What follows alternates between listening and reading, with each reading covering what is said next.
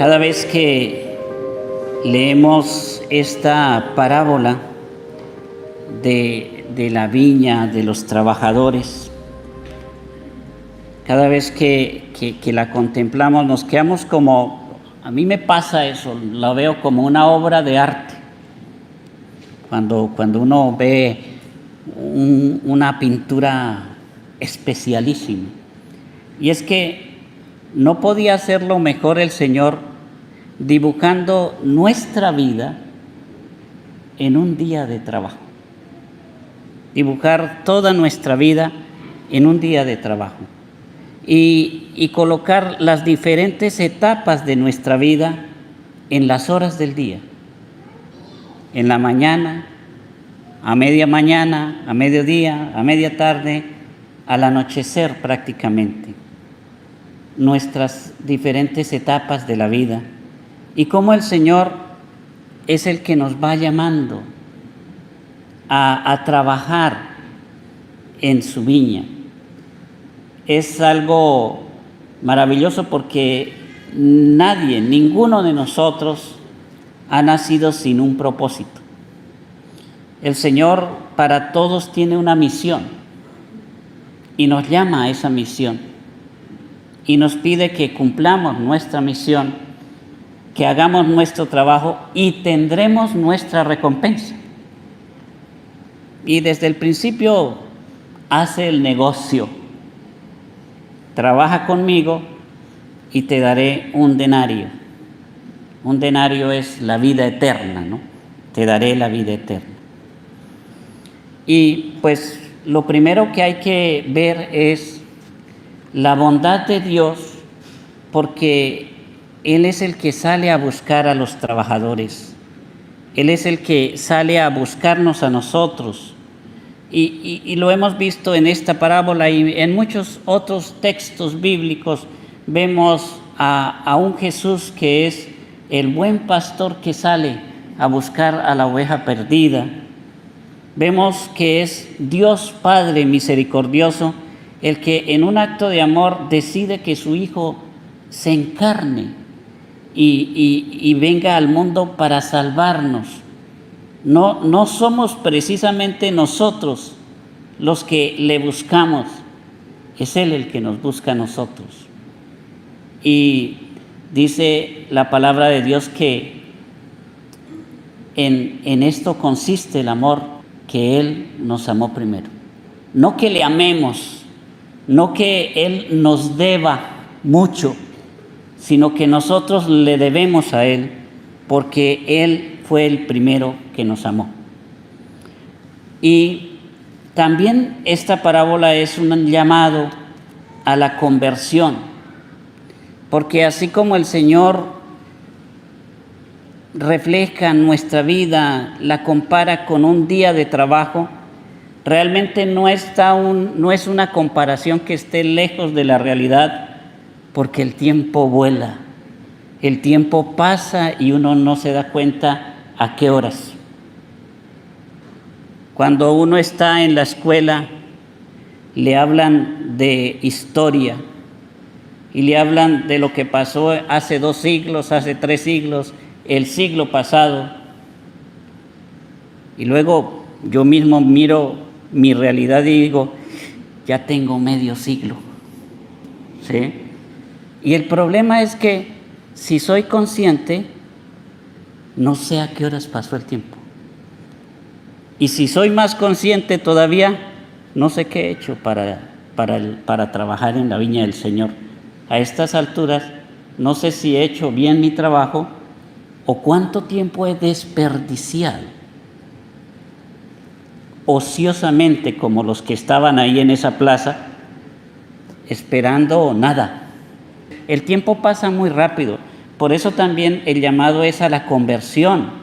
Y nos dice el profeta Isaías en el día de hoy, busquen al Señor mientras pueden encontrarlo, invóquenlo mientras esté cerca, que el malvado abandone su camino y el criminal sus planes, que regrese al Señor y Él tendrá piedad.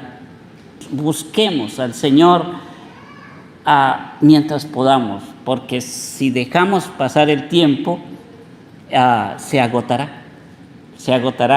Nuestra vida es un día.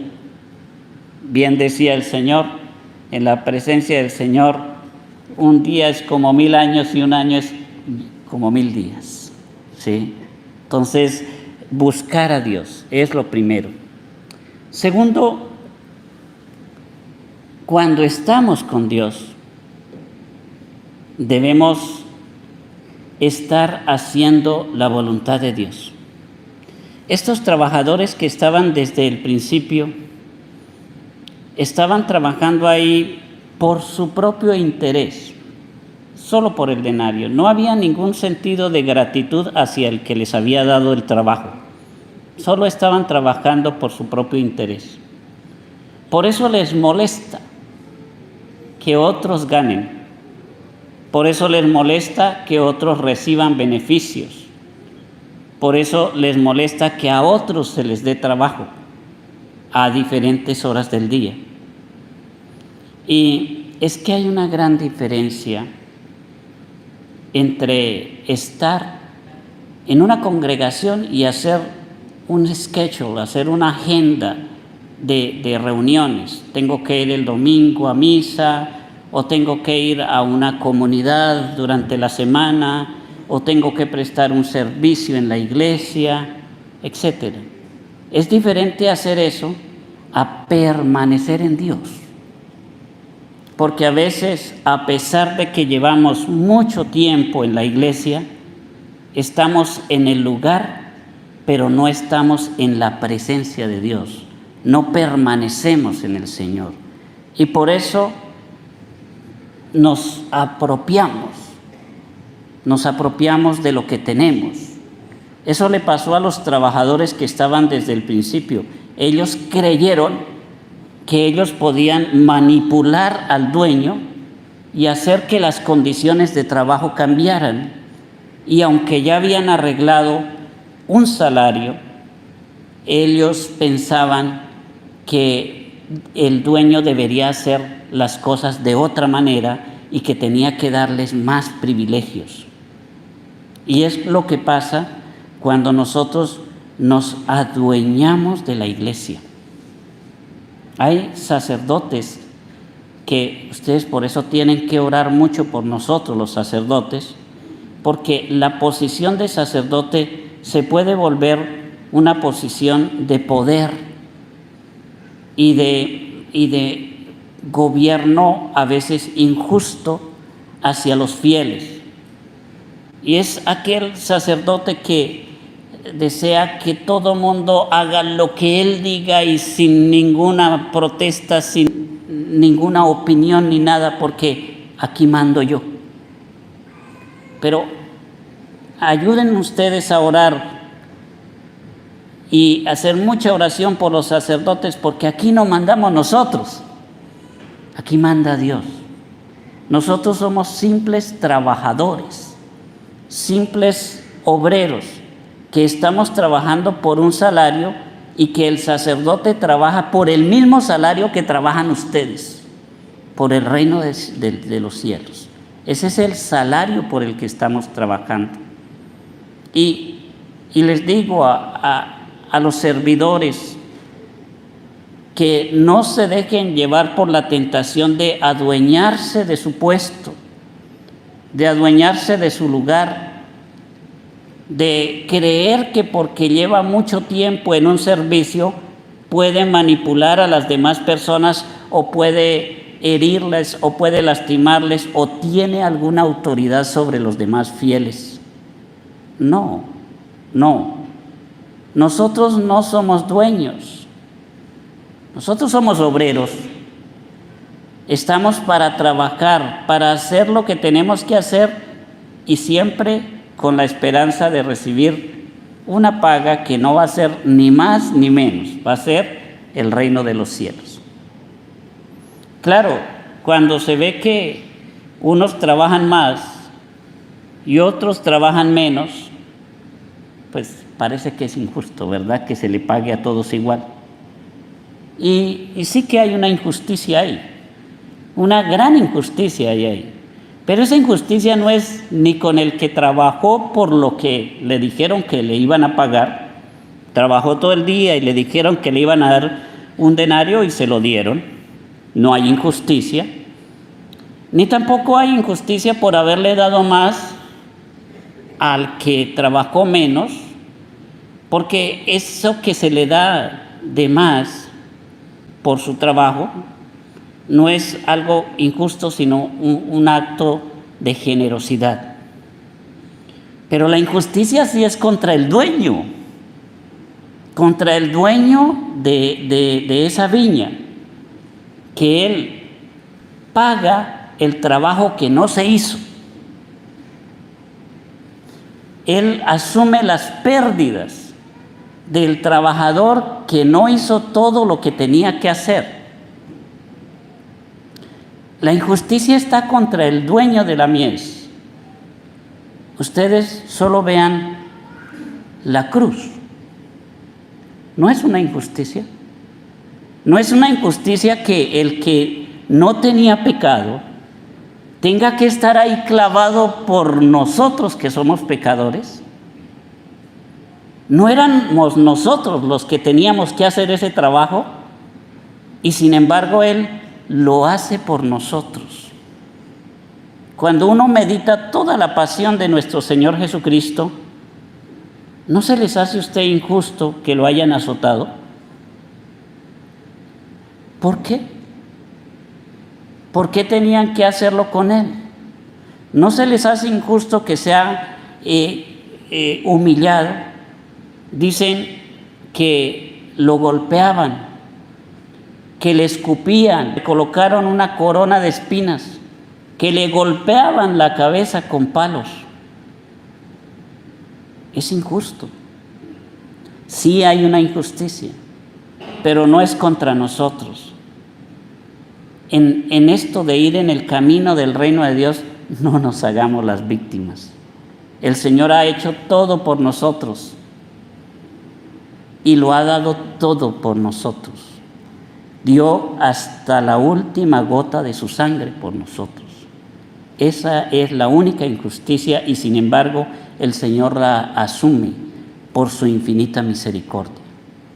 Por eso el que trabajó todo el día debe estar alegre del que llega al último, porque simplemente debe alegrarse con el dueño de aquella viña, debe alegrarse de que quiera salvarle.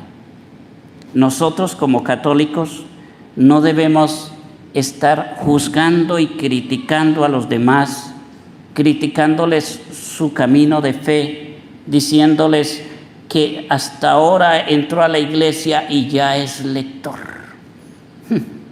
Y yo que llevo aquí como 30 años y el Padre no me ha tenido en cuenta para nada.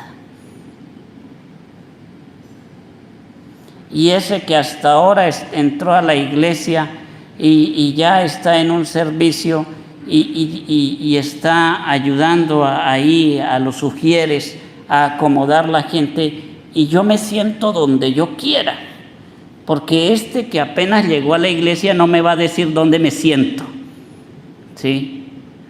Y ese que está ahí ayudando en la iglesia trabaja conmigo, se cree mucha cosa. Bueno, eso no lo dicen aquí, lo dicen en otras parroquias, ¿verdad? Aquí en esta no se dicen esas cosas. Pero tengamos en cuenta eso. Nosotros nos equivocamos a veces porque permanecemos en el lugar, en la iglesia, en el lugar, en el templo, pero no permanecemos en Cristo. El llamado es a permanecer en Dios. Y cuando uno permanece en Dios, se alegra, no le da envidia, se alegra por el que se está convirtiendo, por el que llega de últimas. Y le da gracias a Dios por el pecador que se convirtió y que se ganó el mismo denario por el que yo estoy trabajando toda la vida. se ganó la vida eterna. Tenemos que expresar esa alegría, ¿no? No el juicio, que de pronto hay alguien que se está portando mal y dice, no, él ya no merece la salvación, ese ya no merece el reino de los cielos, ese ya ni orar por él. No, cuidado con eso. Todo mundo está llamado a la salvación hasta en el último minuto. Hay un hombre que lo llamamos tiernamente el buen ladrón. Era bueno porque fue tan buen ladrón que se mereció la pena más grande a los criminales más grandes, ¿sí? O sea, robó lo que quiso y fue un criminal. Y a última hora, en los últimos minutos, tomó la mejor decisión. Y le dijo al Señor, acuérdate de mí cuando estés en tu reino. Solo eso faltaba. Acceder a que el Señor entre en el corazón.